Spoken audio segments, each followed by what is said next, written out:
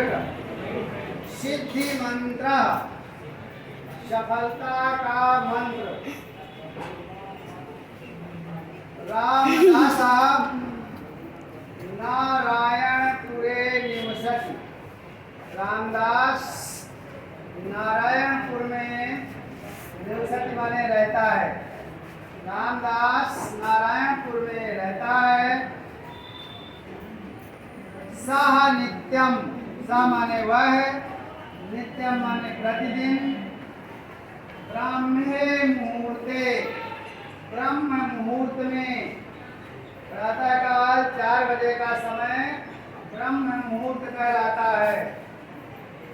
ब्रह्म मुहूर्त में जगकर उठकर नित्य कर्माणि करोति, अपने नित्य कर्म मतलब प्रतिदिन के कार्य, आवश्यक कार्य करोति। वह हमेशा या प्रतिदिन ब्रह्म मुहूर्त में उठकर नित्य कर्म करता है। नारायणम स्मरति, नारायण मतलब भगवान, भगवान का स्मरण करता है। ततः परम, इसके बाद पशुभ्यः, जानवरों को घासम ददाति, घास देता है। अनंतरम, इसके बाद पुत्रेण सह, अपने पुत्र के साथ, सह माने वह, क्षेत्राणि गच्छति, खेतों को जाता है। तत्र सह, वहाँ वह परिश्रम करता है। तस्य श्रमेण, उसके परिश्रम के द्वारा, निरीक्षणेन च, और देखभाल करने से, कृषौ खेती में, प्रभूतम अन्नम उपपद्यते, प्रभूतम माने अत्यधिक मात्रा में, अन्नम अनाज, उत्पद्यते उत्पन्न होता है। तस्य पशवा, उसके पशु जानवर, दृष्ट पुष्टांगा, दृष्ट और पुष्ट अंगों वाले संति हैं। ग्रहम च धन धान्यादि पूर्णम अस्ति, और घर धन धान्य से परिपूर्ण है। दूसरा पैराग्राफ, के धन से, पैतृक धने, पूर्वजों के धन से, पिता के द्वारा प्राप्त धन से,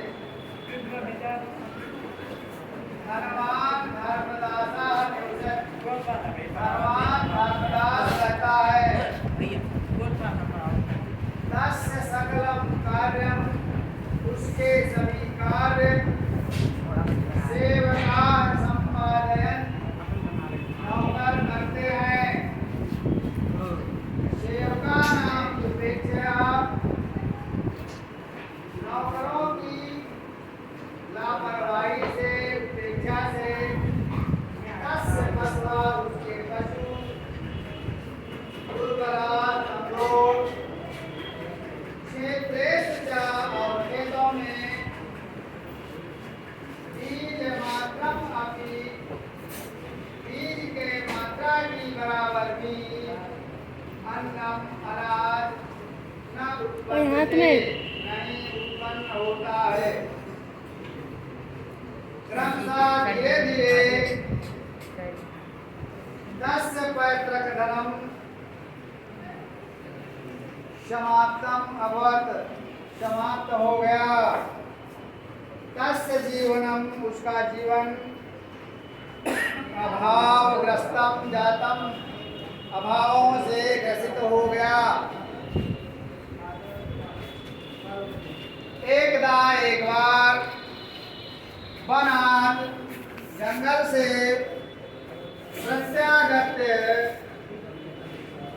लौटकर रामदास ने स्वद्वारी उपविष्टम अपने दरवाजे पर उपविष्टम माने बैठे हुए धर्मदास को दुर्बल कमजोर खिन्नम च और दुखी दृष्टवा देखकर अपरक्षत एक बार वन से लौटकर रामदास ने अपने दरवाजे पर बैठे हुए कमजोर और दुखी धर्मदास को देखकर पूछा, मित्र धर्मदास, अरे दोस्त मित्र धर्मदास, चिराद दृष्ट होसी, चिराद माने बहुत दिनों के बाद दृष्टोसी दिखाई दिए हो, किम केना रोगेन ग्रस्ता, क्या किसी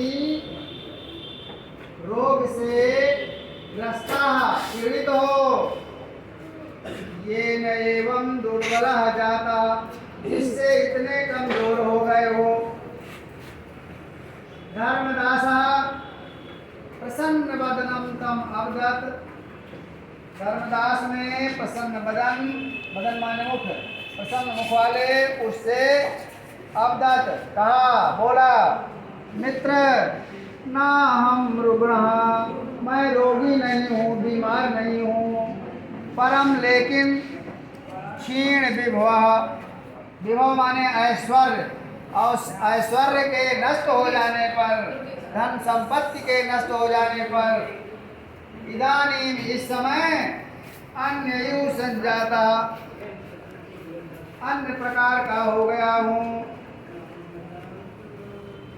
इदमेव चिंतयामि, और यही सोचता हूँ, केनोपायेन, किस उपाय से, मंत्रेण तंत्रेण, मंत्र अथवा तंत्र से, संपन्ना भवेयम, पुनः संपन्न हो जाऊं। रामदास तस्य दारिद्र्यस्य, उसकी गरीबी का कारण, तस्यैव अकर्मण्यता, उसकी अकर्मण्यता,